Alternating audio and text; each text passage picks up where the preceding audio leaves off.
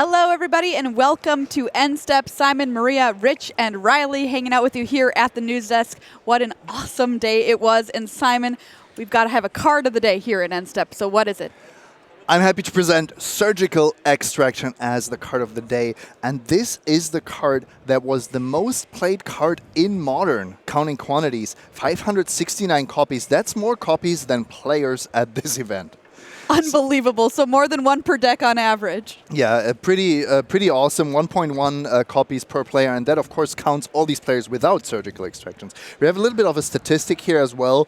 You see 100 players even playing it in the main deck, despite being a card that we usually see only in the sideboards. And then from these 19%, we have 38, almost 40% of players playing it in their sideboards, for a total of almost half the field playing Surgical Extraction in the main, in the sideboard, or both. I've got to ask, why is it so important? Why do we have such high numbers here? So there are a lot of things going on here, but mostly it's the rise of graveyard decks and also the fear of the London Mulligan somehow dominating this tournament, with Dredge and Arclight Phoenix definitely benefiting from that. I'm not making a joke here, I swear.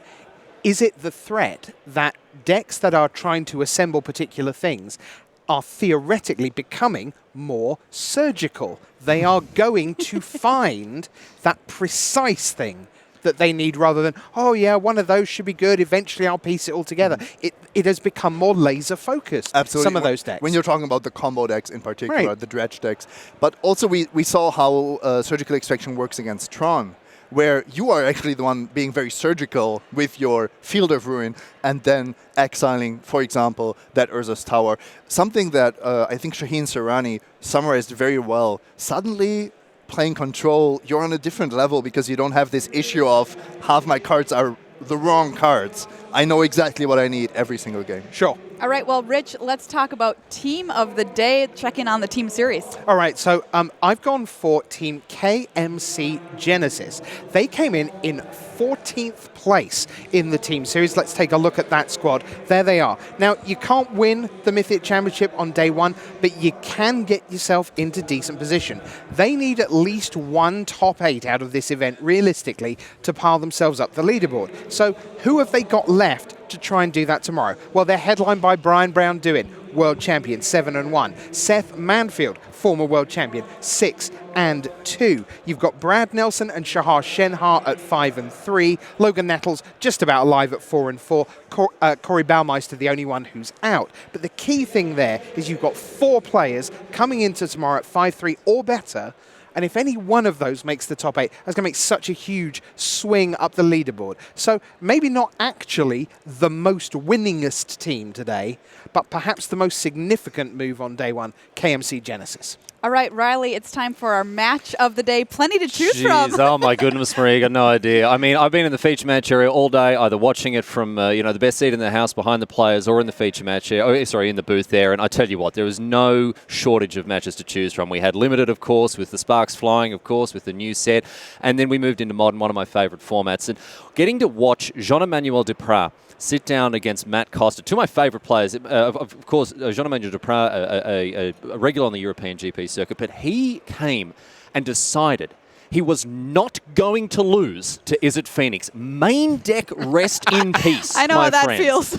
Main deck, rest in peace. This maniac slammed 2 of them into play, and look at Matthew Costa. He can't believe his luck. He's facing down 2 copies in game 1 of the best sideboard card in the format against his deck. He's looking at a handful of Volshock Berserkers and questioning his life choices. It was basically a Scooby-Doo moment, wasn't it, with that little head crack? Oh, yeah, he's just having a terrible time. You can see he's like, what is going on here, mate? What are you doing? What is this? Is this even real life? And at the end of the day, Ral is at Viceroy. His only chance to really play a fair game of Magic. Cryptic Command gets Duprat across the line, and the MPL Superstar picks up a W. Simon, you and I watched this game. We made the observation that Duprat, again, surgically made these decisions about what he wanted to beat, and I tell you what, he did it in style. That's our match of the day today. Now, yeah, I think that definitely sideboard cards for specifically Graveyard Hate in the main deck is one of the stories of things that happened today.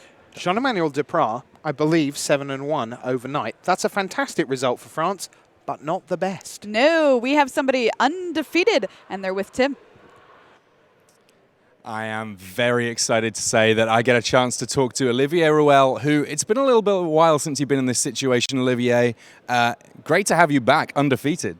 Thank you. Well, actually, that's my first XO ever on the Pro Tour, at least on day one. So. And you know what? You've done all right in spite of that. But what have you been up to? Because we don't see you quite so much at Mythic Championships these days as maybe we have done in the past. I've been up to getting married, becoming a dad, getting a job and studies. That's a lot. And we bought a house with my wife, and there are a lot of stuff to do to make it more livable. Well, doing well at a Mythic Championship could do exactly that. Talk us through a little bit how your day went. How was your War of the Spark draft? Okay, first the thing is, I've been here since 8 a.m. and Rich Hagon doesn't come and say hi. So what do? I try to win 1. No, he still doesn't come. 2, no. 3, 4, 5, 6, 7. I get a feature match, still not. Took me 8 wins to say hi. Hello, Rich. And well, the draft, that was only my 3rd draft in the format, so well, things went pretty smoothly. I got first pick Massacre Girl, second pick Massacre Girl. So, well, I had a plan at this point. I got past 3rd pick. I have no idea. Sorry, I'm really bad with the cards names. The double green and 3 thing that makes a 9/9. I'm like, okay, don't want it. That seems like gonna have. I don't like black green a lot. That's 3/5 mana cards. Let's avoid this trap. That seemed like a bad idea, and I ended up building a 4-color control, and things went pretty well, I must say. I'm not sure I'm going to do that tomorrow, because I'm not sure that's an archetype that's supposed to work, but that did work pretty well today at least. And you've been in control all day, of course, because blue-white control took you undefeated throughout the Swiss thus far when it comes to Modern. And that last round, I mean, you said to me that one's pretty much your worst matchup. Yeah, well, Dredge is winnable, but it's not good. It's not good, and it's really difficult when you try and build a sideboard, because there are lots of spots which are only for Dredge, basically. And wasn't sure how much there would be. I thought it would be like 5 to 8%. I think that might be a little more than that. So I put only 1 rest in peace in the end. I still got 1 on Mulligan 2-5 on game 3 in round 6. And I went 2-0, but those were pretty bad games, and I got pretty lucky both times. Well, it takes luck. Yeah, 8-0, a little bit of luck certainly doesn't hurt, and if you can get even a little bit of that luck tomorrow, then we might be talking about a top 8 here. This is our player of the day, Olivier Ruel. That's just absurd that he's never done that before, because he's done everything in the game. It's just absurd that you didn't say hi. I mean, come on, dude. I've been busy, all right? I've been busy. Sure, Plus, excuses. the thing is, when we started out, Olivier was in a field of 300 people at these events. There's 500 people to say hi to why every aren't you saying time hello now. to every single one of them? I mean, I did. I mean, I was busy working for most of the day. It wasn't just The daggers keep on coming. I'm going to get out of here, and you should too. Simon, can we persuade you to come back for more War of the Spark draft in the morning? You don't have to persuade me. I would stay here just to watch another draft. Same, Riley, same. you down for some more Modern tomorrow afternoon? I will clear my schedule, Richard. Bless you. Yes. No, you won't. You'll clear your schedule. We've talked about that already. Schedule, Riley. All right. Banana. I'm still Banana. Banana. The banana. I'm losing control of this lot, but thank God we all get to go home and come back again tomorrow for more amazing action from Mythic Championship London. For everyone here on the team, thanks for being here. 9 a.m. we kick off again with more War of the Spark draft. Don't you dare miss a turn of the card. We'll see you in the morning.